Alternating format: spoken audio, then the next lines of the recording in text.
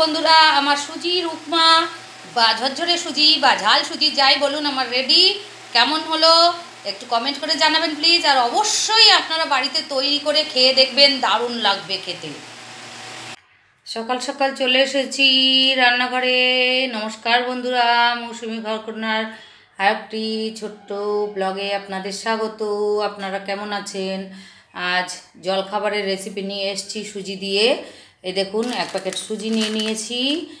আর ঘরে যা আমার সবজি ছিল সেগুলো কেটে নিয়েছি। একটু আলু, একটু বরবটি, আর একটু কাঁকরোল, একটু পটল, আপনাদের ঘরে গাজর মাজর যা থাকবে সব। আর এই যে একটা টমেটো কুচি নিয়েছি। এই যে ঝাল ঝাল লঙ্কা এনেছে, সেই সরু সরু ওই লঙ্কা কেটে নিয়েছি 4-5টা। আমার গাছের কারি পাতা নিয়ে এসেছি, ফোড়নের জন্য 2টো শুকনো লঙ্কা নিয়েছি। আর নিয়েছি একটু ঘি, কারণ রান্নাটা ঘি আর সাদা তেল দিয়ে করব। নিরামিষ করে করব, তো তার জন্য ঘি আর সাদা তেল দিয়ে করব, নাহলে খেতে ভাল লাগবে না। আর যদি পেঁয়াজ দিয়ে করেন তাহলে ঘিটা স্কিপ করবেন, সাদা তেল দিয়ে করবেন। আর এই যে হলুদ নিয়েছি, এই যে লবণ। তাহলে চলুন রান্নাটা সেরে নিই। সবার প্রথমে দেখুন কড়াই বসিয়ে দিয়েছি, কড়াই গরম হয়ে গেছে। এবার খানিকটা সুজি, এতটা সুজি তো আমাদের লাগবে না, এইটুকুই নেব। আর সুজিটা একটু ভালো করে শুকনো খোলায় একটু ভেজে নেব। ভালো করে বলতে মোটামুটি কাঁচা জিনিসটা যেন না থাকে, বুঝতে পারছেন? সুজিটা দেখুন আমার এই যে ভাজা হয়ে গেছে, কাঁচা গন্ধটা চলে গেছে। এবার আমি সুজিটা একটা পাত্রে ঢেলে নেব।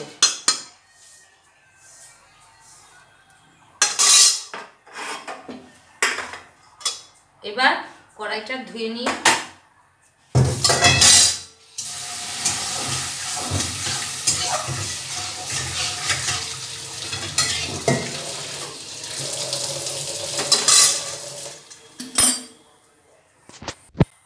কড়াই গরম হয়ে গেছে। এবার একটু সাদা তেল দিয়ে দিচ্ছি, কারণ সবজিগুলোতে একটু ভাজতে হবে, তার জন্য। আমার গাছের কারি পাতা, এই কারি পাতাগুলো একটু তেলের মধ্যে দিয়ে তুলে নেব।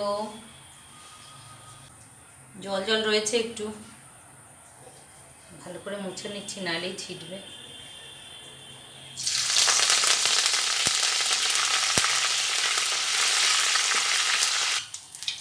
কারি পাতাটা আমার ভাজা হয়ে গেছে, দেখুন। আমি এই সুজির মধ্যেই তুলে নিচ্ছি।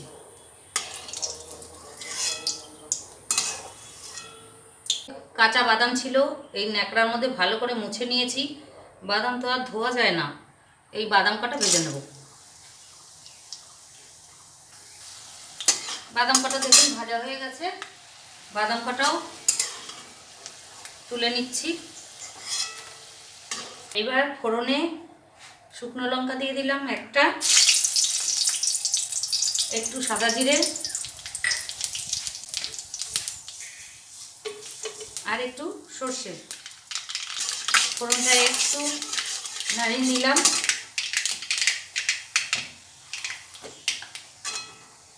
এবার তেলের মধ্যে দিয়ে দেবো একটু হলুদ। আর এবার সবজিগুলো একটু ভেজে নেব।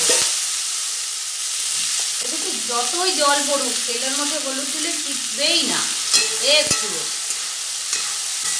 এবার সবজিগুলো একটু ভেজে নেব, নুনটা পরে দেবো, নাহলে জল গড়িয়ে যাবে। এবার দিচ্ছি অল্প করে লবণ। সবজিগুলো দেখুন ভাজতে ভাজতে সেদ্ধ হয়ে গেছে, কম আছে একদম। আপনাদের ঘরে যা সবজি থাকবে, লাফা, বরবটি, মানে এক তিতো বাদ দিয়ে সমস্ত কিছু, পেঁপে টেপে সমস্ত কিছু দিতে পারেন। এটা একদম হেলদি ব্রেকফাস্ট, সবাই খেতে পারবে, বাচ্চা থেকে বুড়ো, সুস্থ থেকে অসুস্থ, সবাই এই ব্রেকফাস্টটা খেতে পারবে। দেখুন হয়ে গেছে। এবার আমি ওই যে লঙ্কা কেটে রেখেছিলাম, লঙ্কা কটা দিয়ে দিচ্ছি, আর টমেটো, এগুলো দিয়ে আরেকটু নাড়িয়ে নেব। এবার গ্যাসটা একটু বাড়িয়ে দিলাম, টমেটো দিয়ে জল বেরোবে তো তাই। কালারের জন্য একটু কাশ্মীরি লঙ্কার গুঁড়ো দিয়ে দিলাম। এবার আমি সুজি, কারি পাতা, বাদাম সবটা ঢেলে দিলাম। কারি পাতাটা গোটা সমেত ভাজলে না সুবিধা হয়, নাহলে কারি পাতা একটা একটা করে তেলের থেকে তুলতে অনেকটা সময় যায়। এই দেখুন গোটা সমেত ভেজে এরকম করে টান দিয়ে নিয়ে নিলাম। এবার সুজির সঙ্গে সব সবজি, কারি পাতা একটু সুন্দর করে নাড়িয়ে নিচ্ছি। আপনারা কারি পাতা না দিয়ে টমেটো দিতে পারেন, ধনেপাতা। আর আজকে তো নিরামিষ, তাই আমি নিরামিষ করে করলাম। আর আপনারা পেঁয়াজ কুচিও দিতে পারেন। দেখুন সবজিগুলো ভাজতে ভাজতে তো আমার সেদ্ধ হয়ে গেছিল। আর সুজিটা তো শুকনো খোলায় ঢেলেছিলাম, সেই সুজিটা আবার এই যে সবজির সঙ্গে যে তেল ছিল তার সঙ্গে সুন্দর করে ভাজা হয়ে গেল। এবার আমি এই যে কাপ মেপে হালকা অল্প করে একটু জল দিয়ে দেবো। এটা কিন্তু একটু ঝরঝরে হয়। হ্যাঁ, এই জল দিয়ে সুন্দর করে নাড়িয়ে দেবেন। আর আপনারা যদি মিষ্টি কেউ খান তো মিষ্টি দেবেন, আমি কিন্তু মিষ্টি দেব না।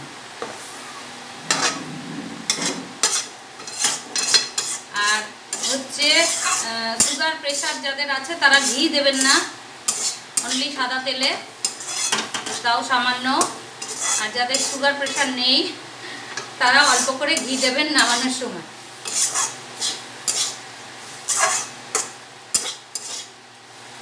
ঝরঝরে সুজি কেমন লাগলো নামটা আপনারাই দিয়ে দিন।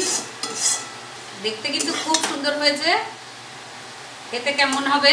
নিশ্চয়ই ভালো হবে, এত সুন্দর সুন্দর জিনিস পড়েছে। তো কেমন হলো একটু কমেন্ট করে জানাবেন প্লিজ বন্ধুরা। দেখুন বন্ধুরা, আমার সুজির উপমা বা ঝরঝরে সুজি বা ঝাল সুজি যাই বলুন আমার রেডি। কেমন হলো একটু কমেন্ট করে জানাবেন প্লিজ। আর অবশ্যই আপনারা বাড়িতে তৈরি করে খেয়ে দেখবেন, দারুণ লাগবে খেতে। এই যে বেড়ে নিয়েছি, আর একজন একটা শুরু করে দিয়েছে, ওটা তোলা গেল না।